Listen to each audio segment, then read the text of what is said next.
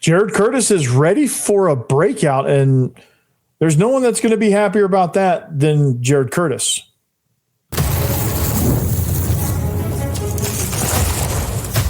You are Locked On Vandy, your daily podcast on the Vanderbilt Commodores, part of the Locked On Podcast Network, your team every day. Hey, what's up, everybody? Welcome into another edition of the Locked On Vandy podcast, part of the Locked On Podcast Network. I'm your host, Corey Burton, and on today's episode, we're going to talk about the wide receiver room. There's some sleepers. There's some guys. It's a very talented but unproven room, but there's some guys that could contribute that you're not expecting. There's another guy that there's a role for him, and it's going to be very, very dangerous. Got a couple of portal guys that can make a major impact, but I want to start with Junior Sherrill. He's ready for a breakout, and this breakout, and Junior Sherrill is going to elevate Jared Curtis and this offense, and Vandy could have a very, very explosive season. So let's get into it, because Jared Curtis is a developing quarterback, and a developing quarterback needs a top weapon. And in an unproven room that has a lot of talent, you don't know exactly who that's going to be, but there is a mainstay. It's not totally unproven. There is a mainstay. There is a guy. There is a main guy. His name is Junior Sherrill. He wears number 0. And he's highly regarded amongst, and I think he's going to be amongst the top receivers in the conference before it's all said and done. And I think he's going to have a big year because I think everything that he does well, I think is going to be able to be better taken advantage of, more so with Jared Curtis at quarterback than Diego Pavia, because there's a lot of throws that Jared Curtis can make that Diego could not. Now, Diego made a ton of plays. I mean, enough to be a Heisman finalist and enough to contribute on the ground, through the air, things like that. But Jared Curtis's talent is undeniable. His arm talent is undeniable, and he needs a wide receiver that could, or that is going to produce. Now, when you look at the names of all the receivers in the SEC, and Junior Sherrill's, he's one of the most experienced returning to the conference. He is mentioned amongst these names. So I'm going to list you these names. These are in no particular order. This is not a ranking. These are just the company that he is keeping. So just keep in mind of where he's being looked at and what company he's being looked at with. Cam Coleman, Texas, transferred over from Auburn. He's elite. We know about him. He can take over a game. Ryan Wingo, who's going to be Cam Coleman's teammate. That's going to be a scary wide receiver duo at Texas. All right, Mario Craver at Texas A&M, and his new teammate Isaiah Horton. Ryan Williams, Deuce Alexander, and if you listen to Stephen Willis, it's going to be Jonte Cook. Braylon Staley at that school out east. Eric Singleton, who's at Florida. Isaiah Satanga, Oklahoma. Like, you have some guys that are in the upper echelons, and Junior Sherrill's going to be right up there with them. He has a unique ability, and I think you saw him be a lot more consistent a year ago. And he's really developed since he stepped foot on Vanderbilt's campus. And he's somebody that is going to be exciting in this wide receiver room. And he's going to be the unequivocal leader. That's going to be obvious. But the things that he can do, the plays that he can make down the field, the plays that he can make in quick game, in the screen game, all of those things, he has a really nice skill set that's going to make him difficult for defenses to really key in on, because a lot of receivers, you can say, okay, take this away, and they go from elite to manageable. And Junior Sherrill, I think, because he's such a hard guy to tackle, really is dangerous in quick game. Really, like if you throw like a now screen to him, or some people call it a smoke screen, some people call it a stop, or whatever. A lot of people call it a lot of different things, but I call it a now screen, which is where you just basically turn around and present your numbers and the quarterback rips it out there to you. But I think with Jared Curtis being able to rip the ball out there at a lot faster pace, it's going to be able to get the ball on him so he can put pressure on the defender. But he's tough to tackle. He's going to throw a shoulder into you. He's going to be a physical guy. He's going to block at the point of attack. He's got a lot of attitude about him in the best way possible. Like he's going to be, I think, I think he's going to be an energy giver. I think he's going to be a spark plug for this offense. I think he's going to be he's going to be an igniter. He's going to be the guy that makes the 6-yard catch on 3rd and 5 and then gets up and is fired up about it. I mean, there's a lot of plays in Vandy's highlight reel that Junior Sherrill makes that if you're looking at it from a fan perspective, it's okay. It's just fine. He makes a catch and whatever. But if you look at it from a football standpoint, the plays that he makes are very, very important. Like getting those 8 yards on 3rd and 7 on a curl route. Making that tough contested catch over the middle when you know you're going to get crunched. Stiff arming a defender to gain 4 extra yards so that you're in field goal range, right? Stretching the field vertical so you can open things up for an underneath route. Blocking on the perimeter so that your back can rip off a big gain or even score a touchdown at Alabama. Doing things like that. And of course, he made his fair share of really nice highlight-worthy plays and highlight-worthy catches. But he is the ultimate receiver that is just going to do everything for you. And I'm excited for this breakout because you have an offense that is just starving for a playmaker.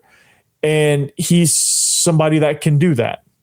He has explosiveness after the catch. He's a guy that developed a lot of chemistry fast with Jared Curtis. He's got an opportunity for volume now that, I think you're looking for some answers in the passing game.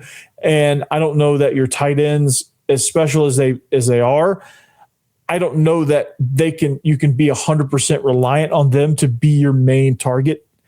So that's where Junior Sherrill comes in. And you had Eli Stowers last year who operated as like an outside receiver, really, because that's kind of what he is. He's a bigger outside receiver, and he played like it. And so for Junior Sherrill, he's going to get a lot of those chances. He's going to be your off-ball wide receiver. He's going to be a guy that moves around. He's going to be a guy that puts pressure on you vertically, horizontally, in the short passing game where he can catch and run. I mean, he does a lot of different things for this team. So you need those guys if you're going to, like against Georgia. I did the show, the Jared Curtis Bowl with Georgia. You need somebody that's going to be a reliable chain mover. You need somebody that's going to help you keep possession. He's that guy. You need somebody that defenses have to be afraid of. When you're listed amongst those in some publications, I feel like when you see some rankings coming out, you're going to see him very highly thought of in this conference as far as the wide receiver position goes. He gets a lot of respect. You need those kind of guys. You need explosive playmakers. You need guys that can move the chains. You need guys that can do what you need them to do based on the situation. Against Georgia, yeah, it'd be nice to be able to push and stretch the ball down the field, but you may not need that a whole lot. And for Jared Curtis, this is why he could explode statistically. Because he can rack up yards after the catch, because he can make catches in the red zone like he's done. He can make those catch and runs. He can run that 10-yard dig and gain 15 out of it, right? And it's something that, he's not as electric as Cam Coleman. He's not, some of the bigger names. He's not as electric as that. But I think the national media might be missing the fact that he's going to be highly productive in an offense that's expected to take a nosedive almost. And I think Junior Sherrill's a name that is going to be a very productive name and a name that you have to watch out for in SEC circles. Because this guy, just seeing him in the spring, and he didn't really get a ton in the spring, because he didn't really need to. You're trying to find other guys and what they can do, but I think there's some chances there for Junior Sherrill to get some opportunity there. So I'm very excited about him, and you should be too. I think he's going to be one of the most productive receivers in the SEC. Where do you think he falls? Where do you think he's going to fall amongst the SEC elite? Can he make it in the top 10? Can he make it in the upper echelon of SEC receivers with his production? We're going to talk, we're going to monitor that all season long, and I can't wait to see him play. Now, Vandy still went out and got a couple of guys in the portal, Ja'Cory Thomas, Cole Adams. What is their impact? We'll talk about that next.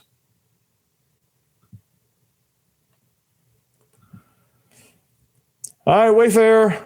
If you're looking for that spring revamp, if your outdoor space should feel like you, it's one of those spots you keep meaning to fix up, but you never quite get around to it.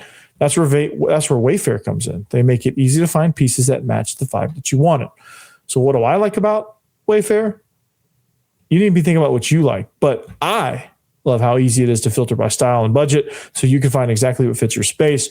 And if, as you're thinking about what you want to do around your house, they have everything in one place: seating, decor, lighting, even outdoor rugs. And with thousands of verified reviews, you feel confident in what you're getting. Now the space actually feels put together, somewhere you want to sit, relax, and spend time. So get prepped for patio season for way less. Head to wayfair.com right now to shop all things home. That's WAYFAR.com. Wayfair. Every style, every home. Do you want to get ad-free audio of Locked On Vandy? Well, join the Locked On Vandy Everydayers Club. The link is down in the show notes below. You get like I said, you get ad-free episodes of the Locked On Vandy podcast, plus members only access to our Discord server. All of that, plus more. It's Locked On Vandy Everydayers Club. The link is in the show notes. LockedOnVandy.supercast.com for more information. Thanks for making Locked On Vandy your first listen each and every day. Thank you for making Locked On number one. Whether you're out running errands, whether you're out grocery shopping, or you're on your way to work, or you're getting that workout in the gym, thank you for making Locked On your first listen and part of your day. Now we're talking wide receivers. And for Vanderbilt, this room, like I said, is talented, it's unproven, but it is also deep. And when you have a room that has depth and talent, but talent that you don't know what to do with, there's a lot of possibilities. And honestly, if I put all the possibilities out there, I don't know that you'd be able to read the font in this sidebar over here. But there's a lot of receivers out there that I think are going to make a major, major impact. Now, for Vanderbilt, they went out and got a couple of guys in the portal, Ja'Cory Thomas and Cole Adams. What's going to be their impact? And Ja'Cory Thomas is someone that's very, very interesting because he's somebody that I think came in as a very productive receiver coming in from Old Dominion. He was the number 2 receiver there. Comes in very productive, but he has the attributes. Like if you look at stats, you're going to be like, okay, well, 700 yards, a few touchdowns, what are we getting really? But if you look at the attributes, he's got the size and physicality. He can push the ball vertical. He can do some things to stretch the field as well, especially on the line of scrimmage. Now, the impact that he makes, he's got a little ways to go, and he's going to be in a competition with Bryson Coleman because Ja'Cory had a difficult time kind of getting used to the way of life at Vanderbilt, and his spring practice wasn't the greatest. Now, it's not one of those practice periods, or I should say, over the span of camp. It's not one of those periods of time where you're going to hit the panic button. It's spring practice. He's trying to get used to things. It's all new for him. And he's going to be good.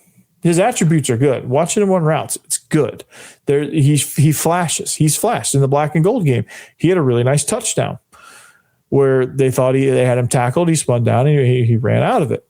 He has the ability to get behind you. He has the ability to make a tough catch and lean into. You have 2 really physical outside guys with Ja'Cory Thomas and Junior Sherrill. That's what you want. You want increased aggressiveness, increased physicality out on the perimeter. That's going to make you have that vertically aggressive identity that I talked about with Tim Beck.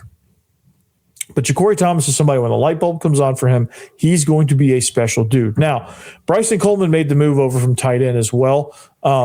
So I guess you could sort of he transferred from one room to the other, so that could kind of count. But Bryson Coleman, I think, is a guy that's unique because he's somebody you look at and you go, no way.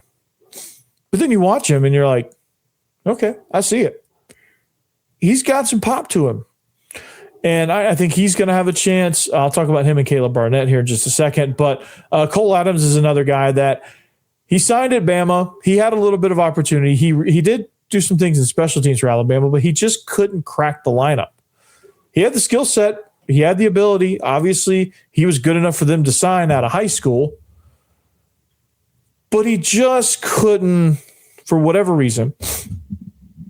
He just, they had some elite guys. There was some elite competition there. And now he transferred out to get an opportunity. And we're seeing why he got some opportunity at Alabama early on. He's quick. He can move. He can get behind you. He's very slick. And he's going to be somebody that I think underneath is going to be absolute hell.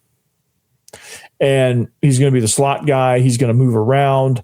I think in some formations he could play on the outside. Like if you wanted to go like a double, I don't know what you would want to do, but there's some creativeness that Tim Beck can explore to be able to get Cole Adams to be able to contribute in a big way. So for him, scramble drill, I think his football IQ allows him to give himself opportunities to become open.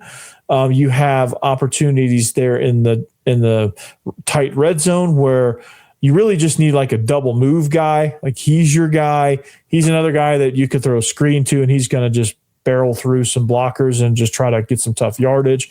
Like he's a guy that can do a lot of different things for you. And he can even attack the deep middle of the field as well. He's not slow. And when you have versatility like that at the wide receiver position from your slot guy, you have versatility at the wide receiver position from your Z, you can allow your ex Ja'Cory Thomas to have a small handful of stuff to get him started, to be able to push the ball down the field. You can have guys like Bryson Coleman get an opportunity on the outside because they're big and physical and can run on top of that. You have some fast guys that can do some versatile things. That really makes it easy from a personnel standpoint to kind of figure out where you want to go and what you want to do. So I'm very excited about this wide receiver room. And the portal guys, I think from an impact standpoint, if they can come in and produce, they can really show other portal guys in the future, hey, if you come to Vanderbilt, you're going to eat. Like if Ja'Cory Thomas can have a big year, that's going to help recruiting. Like I know Jeremiah Douglas from a recruiting standpoint I think he still is remaining solid. He's taking his visits and he's having fun with the recruiting process as he should. And I think that makes a lot of people nervous. A lot of people nervous that he's going to flip wherever. But I think Vanderbilt has a chance to really showcase and say, listen, you can be the guy here instead of just a guy there. And they can show, hey, you can get just as many good looks here as you can there. We had a tight end drafted in the second round. That's what's being said right now. And that's why I think Grant Haviland decided to commit. And I think he's going to be solid now because he saw Eli Stowers. Now, I'm not comparing him to Eli Stowers by any stretch, but the proof is in the pudding. And these portal receivers have a chance to do so as well. They have a chance to put another data point on the proof that, hey, you don't have to go to Georgia. You don't have to go to Ole Miss. You don't have to go to Texas. You don't have to go to A&M to thrive. You can come to Vanderbilt and have extremely productive career. And I think people are going to take notice of that. There's going to be some recruiting wins there, and there's going to be some things that I think you get out of it from a portal standpoint, from a recruiting standpoint. And, I think these guys bring in their experience in, their physicality, I think is going to be good. Their veteran presence is going to help some of these young guys. And it's going to help this room kind of take shape from just being kind of a room full of guys that are all very talented, but you don't know what to do with, to,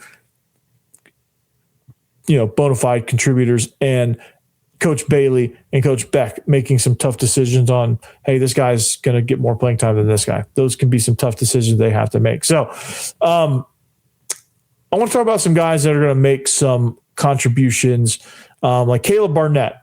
He's a unique player because he doesn't just fit into one box. Kahden Smith, I think, is also going to be a guy to watch out for as well. And what are they going to do with Tristan Brown and Joseph McVay? We'll talk about all of those guys next. It's Locked On Vandy. Workplace chaos, deadlines stacking up, inbox overflowing, and the one position you have to fill is still sitting open. When the pressure's on and you need the right hire, this is a job for Sponsor Jobs.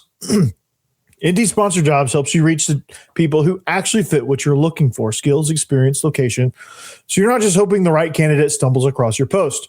And here's a stat that says it all. In the minute that I've been talking to you, companies like yours have made 27 hires on Indeed, according to Indeed data worldwide. So if you're hiring, spend less time searching and more time interviewing candidates who check all your boxes with Indeed Sponsored Jobs. So spend less time searching and more time actually interviewing candidates who check all your boxes. Less stress, less time, more results. And when you need the right person to cut through the chaos, this is a job for Sponsored Jobs. And listeners of the show will get a $75 sponsored job credit to help you get your job the premium status it deserves at Indeed.com/podcast. So just go to Indeed.com/podcast right now and support our show by saying you heard about Indeed right here on Locked On Vandy. Indeed.com/podcast. Terms and conditions apply. Need to hire? This is a job for Indeed Sponsored Jobs. Have you ever looked at your bank account and wondered, where is all my money going? You're not alone. Keep track of subscriptions, spending, and bills, and those can get overwhelming fast. That's where Rocket Money comes in, helping you take control of your finances all in one place. So it tracks all your subscriptions in one spot and helps you cancel the ones you don't need with just a few taps. It automatically categorizes your spending so you can actually see where your money is going. You can set budgets, get alerts, and stay on top of upcoming bills. It just makes everything feel more organized, and it gives you a clear picture of finances day to day. And Rocket Money is a personal finance app that helps find and cancel unwanted subscriptions, monitors your spending, and helps lower your bills so you can grow your savings. So let Rocket Money help you reach your financial goals faster. Join at rocketmoney.com/lockedon. That's rocketmoney.com/lockedon. Thanks for making Locked On Vandy your first listen. Thank you. We are wrapping it up. Thank you for making Locked On #1 at Locked On Vandy on all social media platforms, if you want to follow along at home. Now, we're talking wide receivers. We talked Junior Sherrill. It's a talented room. It's unproven, but it is talented. And there's a lot of guys here that we're going to talk about that are in that talented but unproven category. We talked about some guys that, Junior Sherrill is going to be your sure thing. I think Ja'Cory Thomas and Cole Adams are about as close as you can get, but there's a few things that we need to see to make that happen. But this next group of guys, there's roles for them. There's opportunity for them. We don't know how and we don't know what. And one name that I think is going to kind of be your Swiss Army knife is Kayleb Barnett. And I remember when Vandy opened up spring practice and the memes that came out when they saw him standing in line, because he is so much smaller than everybody else. It looked comical, I'll admit. But when you watch this dude play, it is anything but, because this guy can flat go. He can shake you. He can burn you. He can score. This guy is going to be an absolute weapon. And he's tough, man. I mean, this guy is tough for being as small as he is. I think the first notion is to assume that he's going to take a big shot and that's going to be it. Not Kayleb Barnett. That dude's special, and he's got another gear, and he is tougher than a $2 steak, man. It's just he's going to be a guy that's going to be very, very special for this offense. Jet sweeps, fast screens, things like that, slants, hitches, short game, just to get the ball in his hand quickly so he can make it happen. And of course, they're gonna push him vertical a little bit, but I mean, he's not going to go up and win a jump ball over somebody. He's 5'7", 140 pounds, but he's somebody that can lose you. He can also stretch the middle of the field a little bit, attack the middle of the field. He can put some pressure on some defenses vertically, but also his biggest asset is going to be run after the catch, and also in the jet sweep game. So just get the ball in his hands and just let him go. I think that's going to be his role. Situationally, not sure what situations they're going to deploy him in. I don't know if they're just going to rotate him in and just as a regular rotator guy, or if he's going to have some special things in some special situations that he does. Like you see him come in and he's going to be, you kind of know what's going on. But nonetheless, I think he's going to have a big, big role for this team. And you're going to look at him and go, man, this guy he's dangerous. He's fun to watch. He's electric. He's going to get, like I said, he's going to get butts out of seats, and that's going to be very, very exciting. Kahden Smith, I think is a freshman that is exceeding expectations. He had a really nice spring, and he's somebody that, I think Coach Lea is very excited about him. I think Tim Beck is very excited about him. And he's a guy that, being classmates with the starting quarterback, I think can help down the road because he can be your next Junior Sherrill. And for what Diego Pavia was to Jared Curtis, in a way, I think Junior Sherrill is going to be that for Kahden Smith. I think that Kahden Smith is going to be the guy with a higher ceiling, I think, maybe, or potentially than Junior Sherrill. But of course, Junior Sherrill is a proven veteran that's going to be very, very, very, very productive. And you're gonna see him walk out of here and just go, man, I'm glad we had Junior Sherrill on our team. I think you're gonna eventually feel that way about Kahden Smith, but he's more explosive in a lot of ways. But again, just the whole experience thing, I'm very, very excited to see what he brings. Again, the athletic upside could develop quickly and has. And so we'll see kind of how that plays out. Now, there's two guys that I think that also, before we wrap up, that are very interesting because they had a lot of promise, but they haven't had a lot of production. Tristan Brown, Joseph McVeigh, two names that I think 2 years ago you thought you were going to hear a lot of moving forward, but you haven't. McVeigh, you've heard more than Brown. Brown, you haven't hardly heard from at all.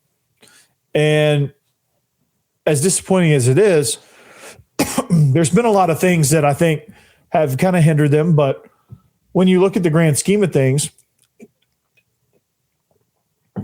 they have a chance to be very productive in certain situations. Now, productive is going to be a relative term because their stats, if you look at their stats, and if you're just a stat watcher, you're going to look at these guys and go, they weren't productive at all. But like for Joseph McVeigh or Tristan Brown, 20 catches for 200 yards is going to be if it's the right 200 yards and they're the right 20 catches, could be very dangerous. McVeigh had a really explosive play against Missouri. He was a field stretcher. You had to pay attention to him.